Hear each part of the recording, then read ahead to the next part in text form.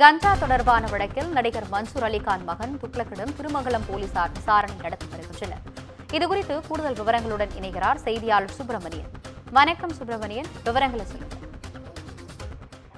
சென்னை முழுவதும் போதைப் பொருளை கட்டுப்படுத்துவதற்கு சென்னை காவல்துறை பல்வேறு கட்ட நடவடிக்கைகளை மேற்கொண்டு வருகிறார்கள். அதன் ஒரு கட்டமாக கஞ்சா விற்பனை செய்பவர்கள், போதைப் பொருள் விற்பனை செய்பவர்கள் யார், அவர்களுடைய விவரங்கள் என்ன, அதனுடைய பின்னணி என்ன என்பது குறித்து கைது செய்வதற்காக தனிப்படையும் அமைக்கப்பட்டிருக்கிறது. இந்த நிலையில் கஞ்சா விற்பனையாளர்களோடு தொடர்பில் இருந்ததாக நடிகர் மன்சூர் அலிகானின் மகனை பிடித்து போலீசார் விசாரணை மேற்கொண்டு வருகிறார்கள். திருமங்கலம் போலீசார் இது தொடர்பாக விசாரணை நடத்தி கொண்டிருக்கிறார்கள். 2 தினங்களுக்கு முன்பு கஞ்சா வியாபாரிகள் தொடர்பாக நடிகர் மன்சூர் அலிகானுடைய மகனுக்கு தொடர்பு இருப்பதாக சந்தேகம் இருந்தது. அந்த சந்தேகத்தின் அடிப்படையில் அவருடைய மகன் அலிகான் துக்ளக் என்பவரை பிடித்து போலீசார் விசாரணை நடத்தி கொண்டிருக்கிறார்கள். வழக்குடைய முழுமையான விவரங்களை இதுவரை காவல்துறை தெரிவிக்கவில்லை. தற்போது விசாரணை என்பது நடத்தப்பட்டு வருகிறது. விவரங்களுக்கு நன்றி சுப்பிரமணியன்.